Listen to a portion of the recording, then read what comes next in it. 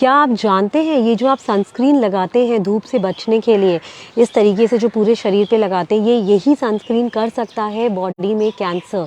और आजकल की दुनिया इतनी सनस्क्रीन पे डिपेंडेंट है, जैसे ही हम धूप से बाहर निकलते हैं तो धूप से टैनिंग ना हो जाए उसके लिए जो हम ये सनस्क्रीन जितने लोशंस को हम यूज़ कर रहे हैं, तो वो कहीं ना कहीं आपकी एजिंग को बढ़ाता है।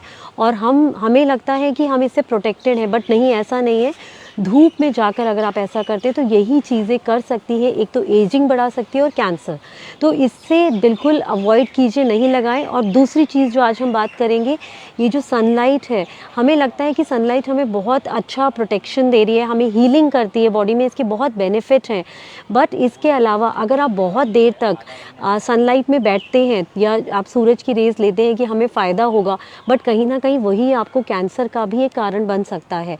हाँ जी, मैं बिल्कुल सही कह रही हूँ। मैं डाइटिशियन कनिका खन्ना आज आपको ये बताऊंगी कि हमें सनलाइट में कैसे कितनी देर और कौन से कपड़े पहन के, और अगर हमारी एज ज़्यादा है, मतलब एजेड लोग हैं या बच्चे हैं, उनको कैसे लेनी चाहिए सनलाइट, किस टाइम पे लेनी चाहिए, ये सारी बातें आज मैं बताऊंगी। और कौन से एरिया में, क्योंकि अगर हमने पूरे कपड़े कवर किए हुए हैं, अगर हम सिर्फ अपने हाथ और पैर को अगर ऐसे रखते हैं तो यहाँ से सनलाइट हमारी बॉडी में प्रॉपर नहीं जाती है। यहाँ से हमारा जो बॉडी में सनलाइट जाएगी वो थोड़ी सी जाएगी और हमें लगता है हमारा तो अच्छा काम हो गया। तो ये सारी चीज़ें मैं वीडियो के अंत में भी क्लियर करूँगी कि वो बॉडी का कौन सा एरिया है जिसको हमें ज़्यादा एक्सपोज करना है सनलाइट पे, जिससे कि आपकी बॉडी में ज़्यादा थोड़ी सी देर आप सनलाइट में बैठे और आपको उसका बेनिफिट बहुत ज़्यादा मिले। तो उससे पहले हमें समझना ज़रूर होगा कि सनलाइट कैसे हमारी बॉडी में जाके विटामिन डी बना रही है, क्योंकि इसके बेनिफिट बहुत सारे हैं। हमने सनलाइट ली, हमें एकदम से एनर्जी देता है, हमारे विटामिन डी लेवल्स को इम्प्रूव करता है, कैल्शियम को इम्प्रूव करता है, जो अगर कोई बीमारियाँ हैं उसको हीलिंग करने में हेल्प कर रहा है। तो उससे पहले आपको समझना बहुत ज़रूरी है कि ये कैसे हमारी बॉडी में जाके कहाँ पे बन रहा है विटामिन डी और कैसे हेल्प करता है, सो दैट हमें उसी एरिया में जाके कैसे हमें सनलाइट लेनी है। तो ये देखिए, ये है किडनी।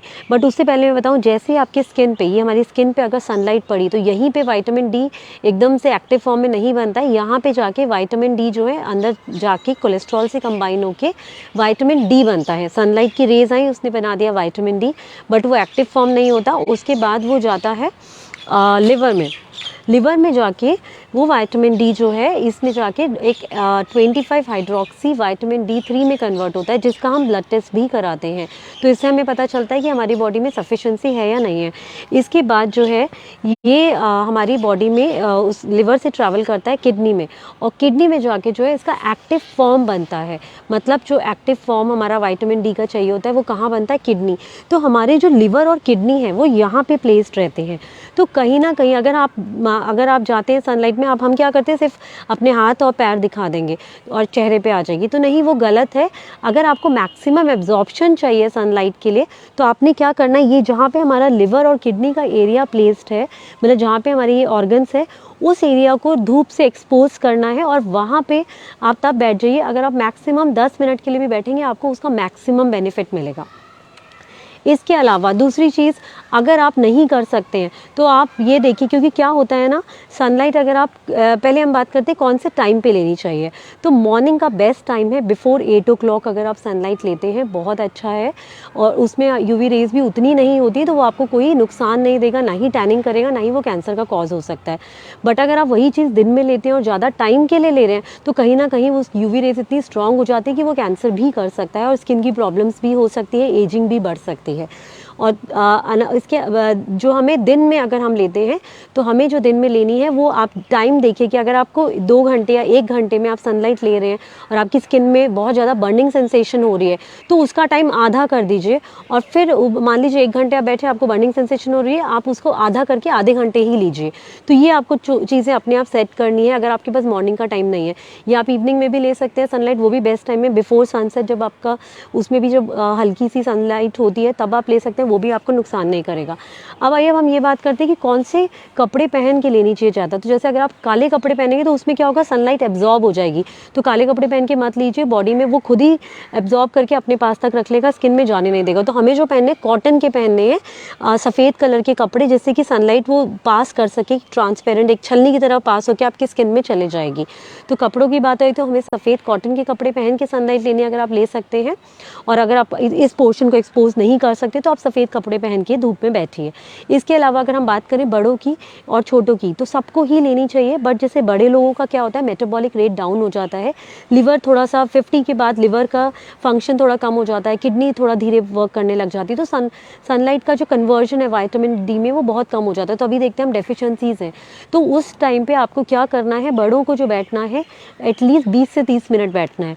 और अगर हम वैसे जनरेशन की बात करें, यंग एज में आप 10 से 20 मिनट भी अगर सुबह लेते हैं तो वो भी सफिशेंट है, बट बड़ों को 30 मिनट से 40 मिनट भी बैठेंगे तो ठीक है, क्योंकि उनका जो है मेटाबॉलिज्म डाउन हो रहा है, तो वहाँ पे हमें थोड़ा ज़्यादा टाइम देना है सनलाइट के लिए। इसके अलावा जो है हमारी अगर मैं बात करूँ, कहीं ना कहीं ये तो हो गए हमारे कपड़े, अगर किसी कोई मोटापा है, जिसको ओबेसिटी है, क्योंकि ये सारे फैक्टर्स भी उसमें करते हैं इंटरफेयर, तो जिसको मोटापा है उनको भी, क्योंकि फैट बहुत है, तो उनको भी सनलाइट जो है वो थोड़ी ज़्यादा लेनी है, 30 से 40 मिनट्स। इसके अलावा अगर आप विंटर्स की बात करें, विंटर्स में भी थोड़ा सा ज़्यादा देर के लिए बैठेंगे। एज फैक्टर मैंने आपको ऑलरेडी बता दिया, आजकल बच्चे अंदर रहते हैं, बिल्कुल उनका विटामिन डी कम होता है, तो आप उनको भी थोड़ा सा सनलाइट में लेके जाइए, कोशिश कीजिए मॉर्निंग नहीं तो इवनिंग में 5 o'clock से पहले आप लेके जाइए, जिससे कि उनका भी बिकॉज मैं चाहती हूँ कि जितना हम सप्लीमेंट्स पे कम डिपेंडेंसी रखें, उतना हमें नेचुरल सनलाइट मिले। तो नेचुरल सनलाइट जो है वो आपके विटामिन डी में कन्वर्ट होगा बॉडी में जाके, जिससे आपको कोई भी बोन्स की डिफिशिएंसी या डिसीज़ नहीं होगी।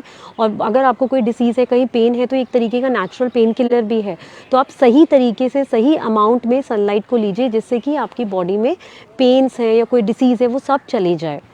थैंक सो ये अगर कुछ एक तो हो गया सनलाइट, उसके अलावा जो है अगर हमें नेचुरल तो हमने बता दिया, अगर हमें सप्लीमेंट्स के थ्रू लेना है या हमें खाने के थ्रू लेना है, तो अगर कोई सनलाइट उतना नहीं ले सकता है तो आप कॉड लिवर ऑयल के सप्लीमेंट को भी स्टार्ट करेंगे। इसमें भी कहीं ना कहीं सनलाइट का मतलब विटामिन डी आपको मिल जाएगा, जो उससे हमें सनलाइट से मिलता है। और बाकी जो खाने की चीज़ें हैं उसमें मिल्क प्रोडक्ट्स हैं, देन सनफ्लावर सीड्स हैं, शाइटेक मशरूम है, तो इन सबको अपनी डाइट में इंट्रोड्यूस कीजिए, जिससे आपको प्रॉपर अमाउंट ऑफ सनलाइट मिले। Thank you. मैं डाइटिशियन कनिका खन्ना आप सबसे यही रिक्वेस्ट करती हूँ, इस वीडियो को शेयर कीजिए और आज ही से आप सनलाइट का आनंद लेना स्टार्ट कीजिए।